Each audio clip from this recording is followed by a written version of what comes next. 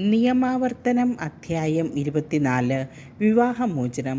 ഒരുവൻ വിവാഹിതനായതിനു ശേഷം ഭാര്യയിൽ എന്തെങ്കിലും തെറ്റ് കണ്ട് അവന് അവളോട് ഇഷ്ടമില്ലാതായാൽ ഉപേക്ഷാപത്രം കൊടുത്ത് അവളെ വീട്ടിൽ നിന്ന് പറഞ്ഞയക്കട്ടെ.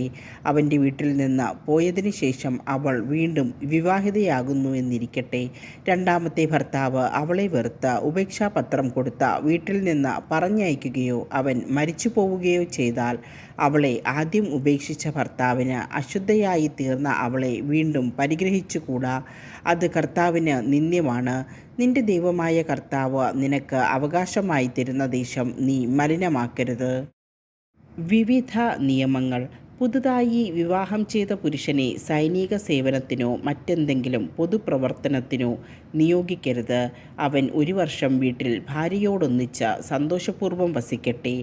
തിരികല്ലോ അതിൻ്റെ മേൽക്കല്ലോ പണയം വാങ്ങരുത്. ജീവൻ പണയം വാങ്ങുന്നതിന് തുല്യമാണിത്.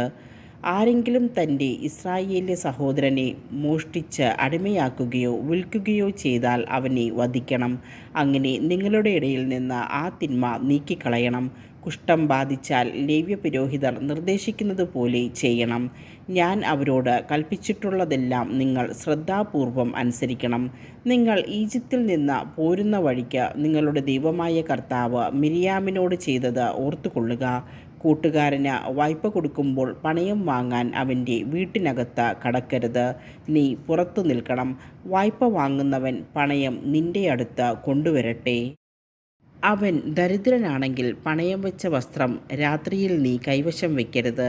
അവൻ തൻ്റെ വസ്ത്രം പുതച്ചുറങ്ങേണ്ടതിന് സൂര്യൻ അസ്തമിക്കുമ്പോൾ നീ അത് തിരികെ കൊടുക്കണം. അപ്പോൾ അവൻ നിന്നെ അനുഗ്രഹിക്കും. അത് നിന്റെ ദൈവമായ കർത്താവിൻ്റെ മുൻപിൽ നിനക്ക് നീതിയായിരിക്കുകയും ചെയ്യും. അഗതിയും ദരിദ്രനുമായ കൂലിക്കാരനെ അവൻ നിന്റെ സഹോദരനോ നിന്റെ നാട്ടിലെ പട്ടണങ്ങളിലൊന്നിൽ വസിക്കുന്ന പരദേശിയോ ആകട്ടെ നീ പീഡിപ്പിക്കരുത്. അവൻ്റെ കൂലി അന്നന്ന് സൂര്യൻ അസ്തമിക്കുന്നതിന് മുൻപ് കൊടുക്കണം. അവൻ ദരിദ്രനും അതിനായി കാത്തിരിക്കുന്നവനുമാണ്. അവൻ നിനക്കെതിരായി കർത്താവിനോട് നിലവിളിച്ചാൽ നീ കുറ്റക്കാരനായിത്തീരും. മക്കൾക്ക് വേണ്ടി പിതാക്കന്മാരെയോ പിതാക്കന്മാർക്ക് വേണ്ടി മക്കളെയോ വധിക്കരുത്. പാപത്തിനുള്ള മരണശിക്ഷ അവനവൻ തന്നെ അനുഭവിക്കണം. പരദേശിക്കും അനാഥനും നീതി നിഷേധിക്കരുത്. വിധവയുടെ വസ്ത്രം പണയം വാങ്ങുകയുമരുത്. നീ ഈജിപ്തിൽ അടിമയായിരുന്നുവെന്നും നിന്റെ ദൈവമായ കർത്താവ് നിന്നെ അവിടെ നിന്ന് മോചിപ്പിച്ചുവെന്നും ഓർക്കണം. അതുകൊണ്ടാണ് ഇങ്ങനെ ചെയ്യണമെന്ന് നിന്നോട് ഞാൻ കൽപ്പിക്കുന്നത്. നിന്റെ വയലിൽ വിളവ് കൊയ്യുമ്പോൾ ഒരു കറ്റ അവിടെ മറന്നിട്ട് പോന്നാൽ അതെടുക്കാൻ തിരികെ പോകരുത്.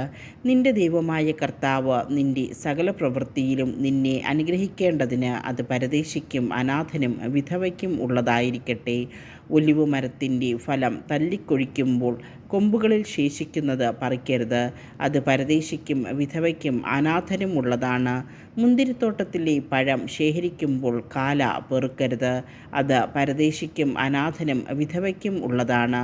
നീ ഈജിപ്തിൽ അടിമയായിരുന്നുവെന്നോർക്കണം. അതുകൊണ്ടാണ് ഇപ്രകാരം ചെയ്യാൻ നിന്നോട് ഞാൻ കൽപ്പിക്കുന്നത്.